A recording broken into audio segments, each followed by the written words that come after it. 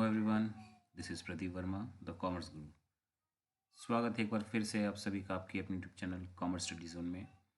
तो आज हम डिस्कस करने वाले हैं क्लास 12th के टर्म 2 सब्जेक्ट बिजनेस स्टडीज़ में उन टॉपिक्स के बारे में जो आपके एग्ज़ाम के हिसाब से सबसे ज़्यादा इम्पॉर्टेंट है, जिसकी फ्रीक्वेंसी बोर्ड एग्जामिनेशन में आने की मैक्सिमम होती है।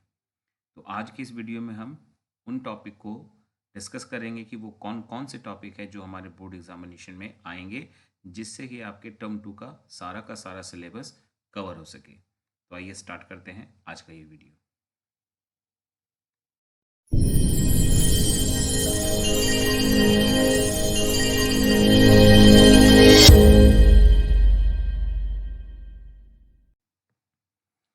So let us start with the first chapter for term 2 examination, that is staffing.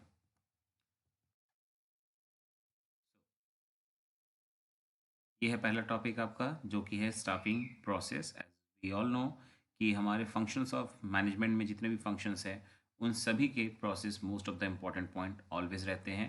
So the first one is staffing process. Now the next one is sources of recruitment. जैसा कि आप सभी जानते हैं, दो होते हैं, इंटरनल एंड एक्सटर्नल।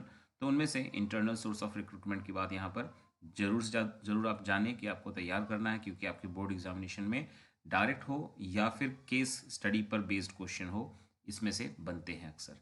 और सबसे ही ज़्यादा इंपॉर्टेंट जो पार्ट है वो आपका सेकंड सोर्स ऑफ रिक्रूटमेंट है, that is external sources of recruitment. और जैसा आप देख पा रहे हैं नीचे, उसके मैंने 5 पॉइंट्स बनाए हुए हैं, जिसमें लिखा है स्पेशल फोकस ऑन।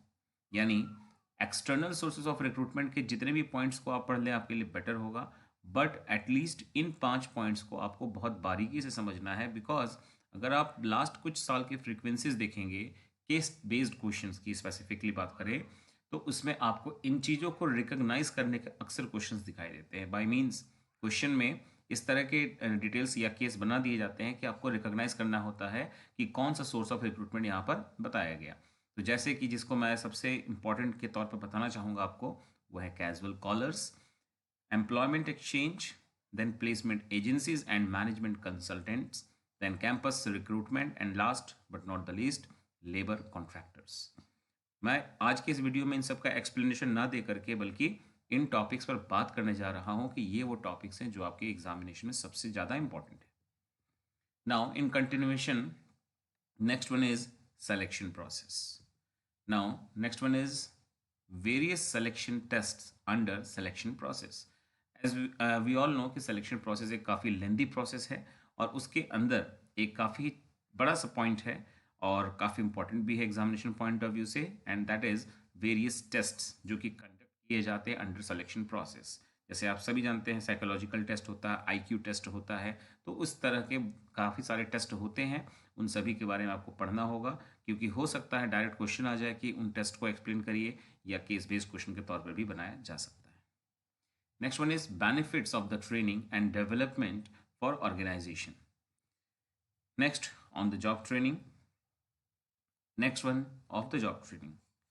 तो जैसा आपने देखा यहाँ तक आपके सामने है, सभी टॉपिक्स को मैंने लिस्ट किया जो इम्पॉर्टेंट है, बट ध्यान रखना है आपको, मैंने उन टॉपिक्स को यहाँ पर इंक्लूड नहीं, जिन टॉपिक्स को मैंने यहाँ इंक्लूड नहीं किया है, दैट डजंट मीन्स कि वो सिलेबस के बाहर है।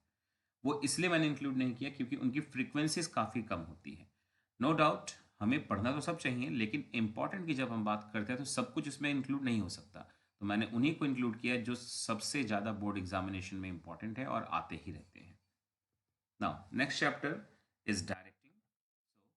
Let us know the topics कि कौन कौन से इसमें इंपॉर्टेंट है। तो first one is importance of directing, next one is features of directing, next is जो कि काफ़ी इंपॉर्टेंट है, मैस्लोज नीड हायरार्ची थ्योरी। आप सभी जानते हैं कि इसके ऊपर अक्सर केस बेस्ड क्वेश्चन दिखाई देता है कि मैस्लो के नीड थ्योरी के अकॉर्डिंग कौन से नीड को यहाँ पर हाईलाइट किया गया है, उसको रिकॉग्नाइज करें। ऐसा केस अक्सर देखने को मिलता है। Next one is financial incentives. As you all know कि there are 2 types of incentives, financial and non financial, जिसको हम मॉनेटरी एंड नॉन मॉनेटरी भी कहते हैं। और जिसमें मैं चाहूँगा कि आपको फाइनेंशियल इंसेंटिव्स में पढ़ना तो सारा है, मैं पहले ही बोल चुका हूँ, लेकिन खास जो आपको ध्यान रखना होगा वो इन दो में जरूर रखें। वो है co-partnership and productivity linked wage incentive.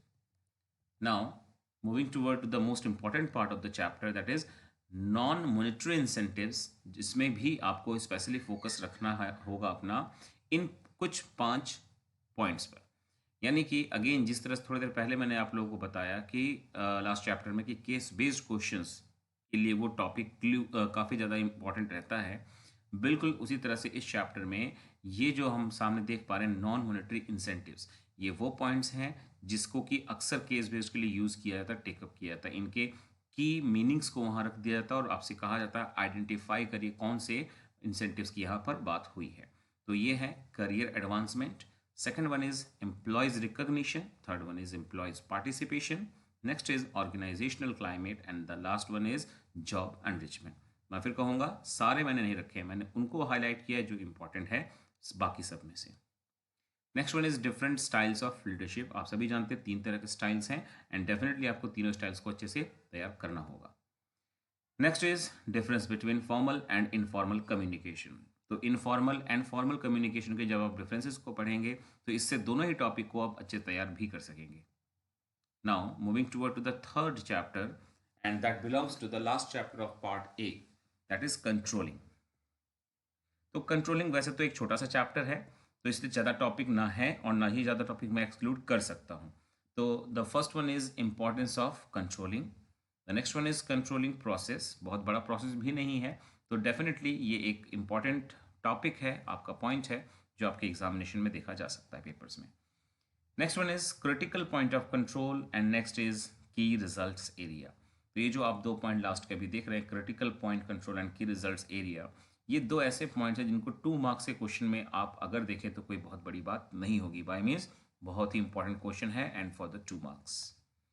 सो अगर आपको वीडियो अच्छा लगा तो वीडियो ज़रूर लाइक करें, अपने फीडबैक को कमेंट सेक्शन में ज़रूर लिखें और साथ ही साथ अगर चैनल पे आज पहली बार आए तो सब्सक्राइब जरूर करें। Let's move on to the next part, that is part B. Part B में आप जैसे जानते हैं कि यहाँ भी 3 चैप्टर्स हैं, उनमें से पहला चैप्टर आपका आता है financial management. So financial management एक काफ़ी बड़ा ही चैप्टर है, तो जिसमें आते हैं टॉपिक जो कवर्ड काफ़ी इंपॉर्टेंट है, वो है ऑब्जेक्टिव्स ऑफ फाइनेंशियल मैनेजमेंट। छोटा सा टॉपिक है, अगेन 2 मार्क्स के लिए ये बन सकता है टॉपिक आपके बोर्ड एग्जामिनेशन में। Then we all know that कि a lot of factors affecting topics are there in this chapter. काफ़ी सारे टॉपिक्स हैं जिसमें फैक्टर अफेक्टिंग का पॉइंट बनता है, तो आप बिल्कुल लिख लीजिए अपने आज के इस वीडियो के बाद अपने कॉपीज़ में कि इस चैप्टर से एक क्वेश्चन आप जरूर देखेंगे 5 मार्क्स के लिए फैक्टर अफेक्टिंग का। बट हु नेवर नोज कि वो किस चीज़ का फैक्टर अफेक्टिंग आए, इसीलिए आपको यहाँ सारे फैक्टर्स अफेक्टिंग को इंक्लूड करना ही चाहिए, मेरे सजेशन हैं। Factors affecting financial decision, then factors affecting dividend decision, then आता है नेक्स्ट आपका EBIT earning before interest and tax and EPS earning per share analysis, जिसको हम बेटरली जानते हैं इस नाम से, जो कि है आपका trading on equity. Last paper हुआ नहीं, उसके बैक ईयर में इसके पेपर से इस टॉपिक से न्यूमेरिकल आया था। हाल फिलहाल में जो CBSE ने सैम्पल पेपर रिलीज किया उसमें भी इसके न्यूमेरिकल क्वेश्चंस या फिर इसके क्वेश्चंस को दिया गया है, तो it is again one of the important topic from this chapter.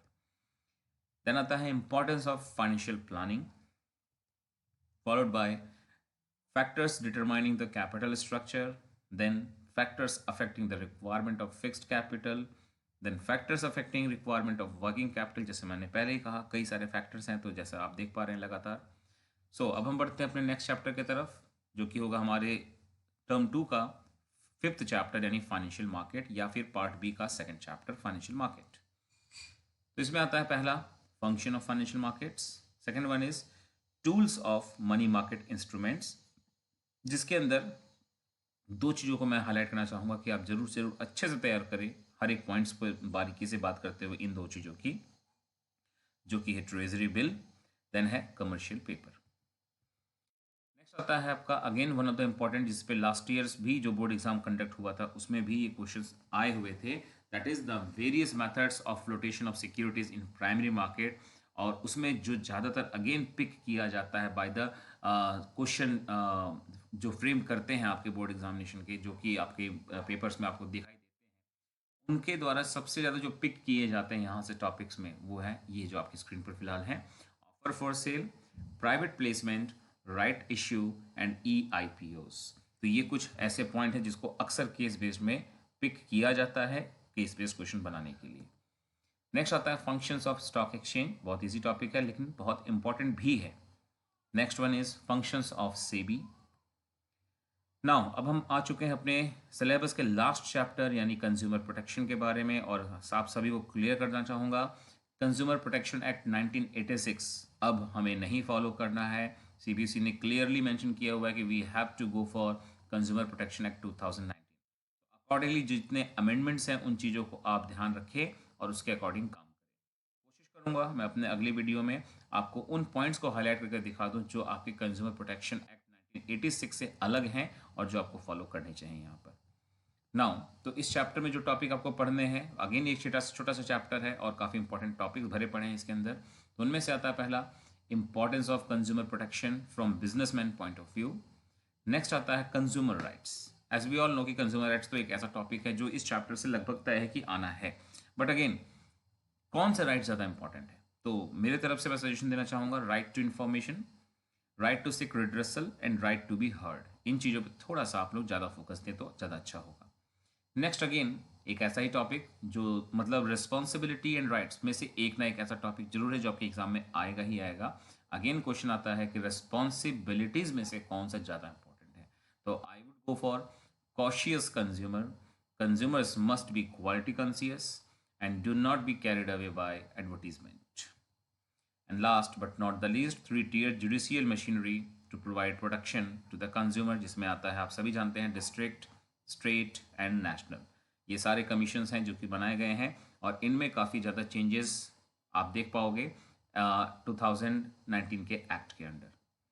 तो दिस वाज द टॉपिक्स जो कि आपके एग्जामिनेशन में हेल्पफुल हैं ये जानने समझने के लिए कि किस तरह से आप टॉपिक को हाईलाइट करें और उसको ज़्यादा अटेंशन पे कर सके, सो दैट कि आपके बोर्ड एग्जामिनेशन में आप अच्छे से अच्छे नंबर ला सकें। ये हमारा मकसद है कि आपके बोर्ड एग्जामिनेशन की आपकी तैयारी बेहतर हो सके और आपको अच्छे मार्क्स मिल सके। तो अगर आपको वीडियो अच्छा लगा तो ज़रूर से ज़रूर चैनल को सब्सक्राइब करें, वीडियो को लाइक करें और अपने दोस्तों में शेयर करें। मिलते हैं फिर नेक्स्ट वीडियो में, तब तक take care and bye bye.